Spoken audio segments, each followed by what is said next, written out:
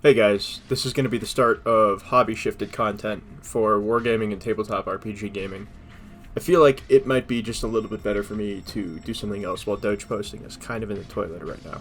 Anyway, you're here for 10th edition, and I've got some news for you. Let's get into it. Before we start talking about Warhammer 10th edition, which doesn't even sound real, which it might be, we'll get to that later, we have to talk about Warhammer 8th edition. It soft restarted the entire setting with different rules, different values for different things. Vehicles now had hit points. Deep striking worked a little differently. And everybody had weird stat lines for a while. We also saw some strange index books, which hard reset everything before the codexes came out. I say this because, link below, there's a Spiky Bits article talking about Warhammer 10th edition.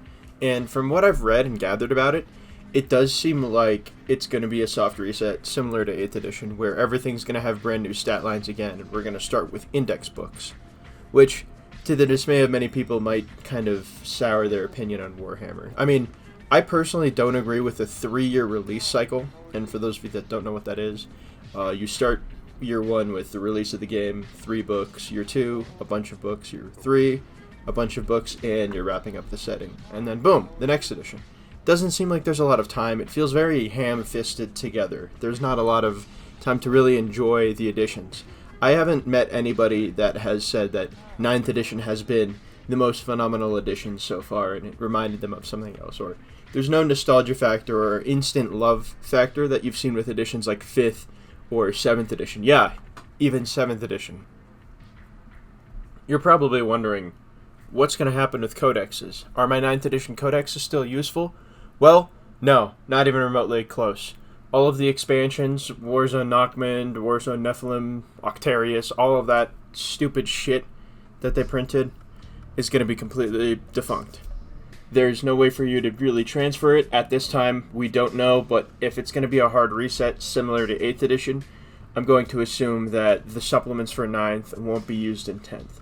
We saw this with the Eldar supplements and, even some of the White Scar supplements and Ultramarine supplements from 7th edition in 8th. Completely useless. Which means if you're a Salamanders, Raven Guard player, Imperial Fist player, you can kiss the supplements you got in 8th edition goodbye, pretty much. I don't think we're going to see them again.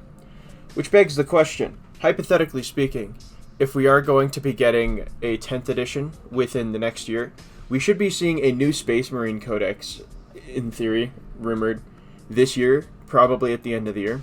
Now that's about 6 months of Space Marine domination with rules that will be useful for about 6 more months before the game ends. That doesn't really seem fair to the players, in my opinion. Speaking of the players, if you're like me, a Space Marine pleb that knows nothing but the awesome power armor of the Astartes and Firstborn Marines from 5th edition, well, good news is Firstborn Marines will still be around. They'll be their own sub-faction, similar to how Dark Eldar works with the Cabals, the Covens, and the Witch Cults. You'll be able to run a completely Firstborn list, but you'll have to split them apart. Now, we don't know a lot of details at this time. That's just what's been rumored from Rob Baer over at Spiky Bits. I'm going to make a brief segue over to Warhammer Age of Sigmar, because they recently got their 3rd edition. Now, this is what a 3-year release cycle looks like. You have a lot of rushed codex/war scroll releases in battle boxes. Games Workshop is putting out 2 at a time because there's so many factions in AOS. But my point stands is that they're really kind of rushing through this edition to plow through to bring in all of this new interesting shit and then very quickly take it all away and relaunch it with another edition. What's great about Age of Sigmar is that a lot of the rules have stayed the same throughout all of the editions, all 3 of them.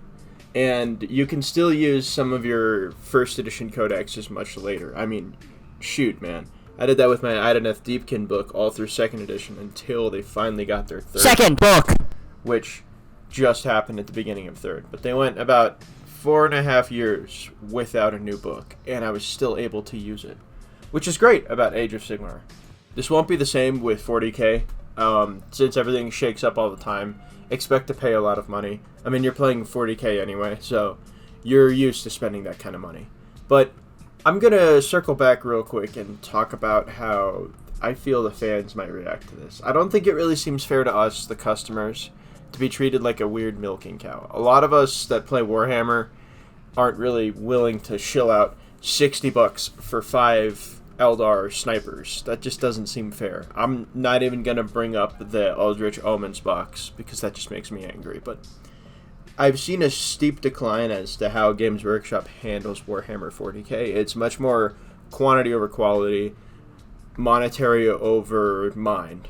It doesn't really seem fair to a lot of you, the players. And I know a lot of you guys, I've been around the hobby for a while. There's some very passionate people and some very awesome people. I've met some great people doing this. And I just have to say, if Warhammer's starting to sour on you, there's tons of other games to play. I can make a list if you want, or make another video entirely about that. Let me know in the comments below. I'm going to make a semi-prediction / fact. We're probably going to see reactions, which are a current Horus Heresy thing / Infinity thing, make its way into Warhammer 40,000. Now, you won't have to worry about a Tau player blowing your army off in turn 2 while you have to sit there and fail saves. You'll actually be able to do something, fight back, shoot back, in their turn. And I think that's pretty cool. That's one thing that I know we'll probably see in 10th edition. But now, seeing a rule from Horus Heresy being carried over into the possible 10th edition of Warhammer means that we might see more similar rules from Horus Heresy leak in there, or some brand new rules from other rules sets that they just recently dropped. A lot of the time, other games act as like a playground or sandbox for companies to kind of test new rules. I mean, we've seen it with Kill Team, I've seen it with Infinity a few times, that's why we're getting Warcrow.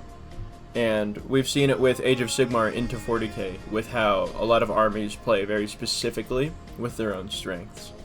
I also think we might see command points go away in the next edition. I'm going to wrap up this video real quick with talking about the rumors of Epic 40k coming back.